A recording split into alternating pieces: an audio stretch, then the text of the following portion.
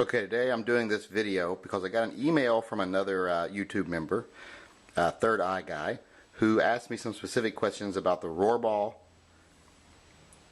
R9S and the Seacamp LWS 380. He's looking for an ultimate pocket concealment pistol, and he wanted me to do some side-by-side comparisons of these two. So I'm going to do a little side-by-side of these two, compare them to some other guns that everyone may be more familiar with the size of, and hopefully that way people will get a little bit better idea of the actual size of these two guns. As I said already, today we're comparing the Rohrbal R9S and the Seacamp LWS 380. These are, in my opinion, the only two true pocket guns on the market that I have found, other than like Kel-Tec, things like that, that I don't consider good enough quality for my own personal tastes. But to me, these are the only two that I find that are actually good, well-made pocket guns. I know a lot of people would consider like a Kar PM40 a pocket gun, or maybe even a J-frame a pocket gun. I don't. They're just too big for me, too heavy, too bulky. I just can't get away with it. These are the only two I've ever found that I actually can carry in my pocket. So we'll discuss their size, we'll compare them to some other guns, we'll compare them to each other for size, but we'll also discuss a couple other topics. So let's move on to those topics first. Let's just take a quick second here to discuss build quality. You're not going to be disappointed with either gun. I mean, just to put it bluntly, they're both exceptionally well-made guns. They blow away the rest of the competition pretty much in this categories. The way I would say it is the Rohrbal is like the epitome of CNC machinery. It is the epitome of modern machining, conquering a small platform. The Seacamp is just a marvel of craftsmanship. Larry Seacamp, who builds these, they have developed a beautiful pistol over there, and they really know what they're doing. They devoted all their energy to this model of gun, and it shows. So both of them are like tops in the field as far as their build quality goes. Like I said, marvel of CNC machinery, marvel of hand craftsmanship, both excellent, excellent weapons. So as far as build quality goes, either one of them, A+, A+. So you're not giving up anything on either one. Okay, real quick here before we do our size comparisons, let's talk about how each gun performs. Both guns are very good performers. Let's talk about the Rohrbal first.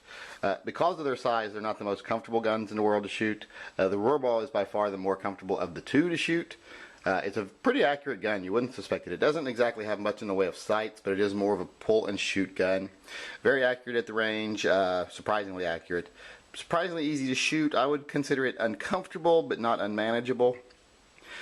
It doesn't really do you any damage when you shoot it, let's just say that. Like I said, it's pretty accurate. It's been very reliable. I've never had any feeding problems with it. I've put quite a few rounds through this, testing the springs.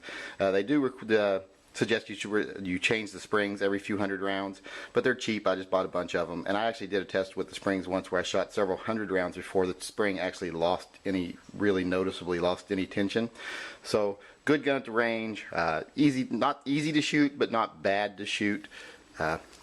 Which, let's move on to the Seacamp here. A little bit different story of the shooting. It is a beast to shoot. It can tear your fingers up. If you're going to take it to the range and practice with it, I would wrap a band-aid around my finger just as a little protection, a little padding. I didn't do that the first time, and I paid the price. Larry Seacamp actually suggests you do that. But this gun isn't meant for the range. This is meant to be a gun you can take anywhere, anytime, and be completely concealed. And it does that. But like I say, it is a little bit of a beast to fire at the range. It does shoot pretty accurately at close ranges. I wouldn't use this gun for long distances, but I've actually hit targets with it at quite a distance, but you have to put a little effort into it. This is more what I would consider a true belly gun. Point and shoot at close range, which most self-defense shootings are going to be done at close range anyway, so I'm not sure why people are worried about long distance shooting for self-defense. But like I said, a little bit of a beast to shoot at the range, but pretty doggone accurate, good looking little gun. Just a good gun all around. Just like I said though, if you're going to take it to the range and shoot it as a range gun, put a band-aid on your finger. Okay, now let's discuss the actual carrying of these two guns. I have found that the Rohrbal works better for front pocket carry. I have a little front pocket holster here. If you just want to slip it in your front pocket, jeans pocket, cargo pants pocket, works very well. The Seacamp I found works of course well for front pocket carry, but it works best for me in rear pocket carry. in a wallet holster. This part faces out, looks just like you're carrying a real wallet. When you reach in, your thumb just grabs the gun, pulls it right out of the back pocket. Very easy to carry, very easy to draw from that position. Much easier to draw from that, I think, even than a front pocket carry. Because you just got to get your thumb in the lip of your jeans, pull it out. This, you've actually got to get your hand in the pocket to pull it out. So I actually think this is the better method to carry. You can carry this in this kind of holster. They make the same holster for this gun. It is about a ½ inch bigger all the way around. And the only problem I've found with that is if it does not allow your pocket to close naturally. At least it doesn't allow mine to close naturally. So there is a little gap so that when you look, if you stood right behind me and looked down in my pocket, you would see that. You would see the top of the gun like that. Makes you a little more detectable. Not enough that I think it's going to be a factor, but to me it is. So if you're wanting the most concealable one, it'll be this. If you're wanting a little more power, it'd be the Rohrbal. Wanting a little more concealable, like I said, it'd be the Seacamp. So it's kind of a trade-off here. Do you want the ultimate super small, or do you want the one that's almost as, it's not even almost as small, but it's the smallest 9mm you can get. Size-wise, as you'll see in the size comparisons, there's no comparison for them size-wise. But you do give up, this is 380, this is 9mm. So it's up to you whether you decide is 380 enough, is a 9mm enough? Am I willing to shoot something that's as brutal as this, or do I want something a little easier to shoot like this? But as far as carrying goes, they're both very manageable carry-wise. I also will carry the Rohrbal in an inside waistband holster. It disappears with cargo shorts and a t-shirt. Just disappears. You'll never know it's there. I also have an outside waistband holster for it, but I've found that if I'm carrying it outside the waistband, if I've got enough concealment to do that, then I've got enough concealment to carry a bigger gun like my PM40 inside waistband. So this holster never gets used. But that's how they really compare as far as carry goes. Easier to carry, smaller, looks like a true wallet. A little more difficult to carry, but larger caliber, a little more controllable shooting wise. So it's a trade-off there, whichever one you decide is best for you. First, let's use a J-frame. Everyone's familiar with a J-frame, so let's compare them size-wise to a J-frame. First, the Rohrbal. If I just lay it over it here, you can see the J-frame is actually much larger than the Rohrbal. If you hold them here side by side, you can see it's longer. If I pull them back butt to butt here, much longer. If you look at it this way, it's thicker, of course, especially if you consider the cylinder, but even the grip is thicker. And height-wise, if you put them bottom to bottom, the J-frame is taller. So that gives you an idea of the gun compared to a J-frame. Now, let's do the Seacamp with the J-frame. This is going to be even more dramatic of a difference here.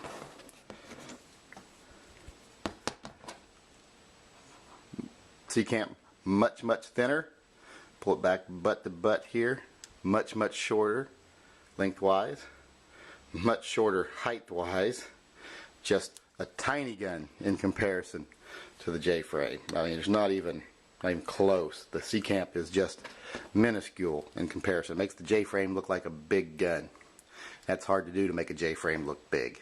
But that is a comparison of the two with a J-frame to kind of give you some size reference there between the two guns and a gun that everyone would be familiar with.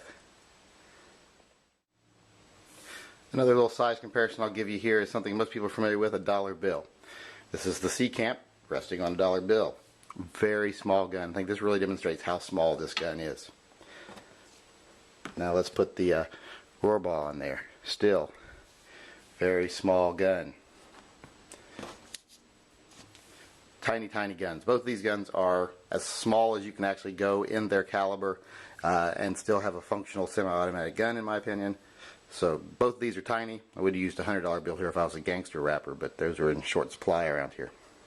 But that gives you an idea of the size compared to a dollar bill. Now let's do a comparison with another gun a lot of people are familiar with, a Kahr PM series. This is the Kahr PM40.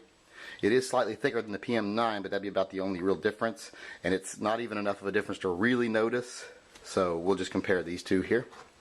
This is the Rohrbal compared to the Kahr PM9. As you can see, it is still smaller.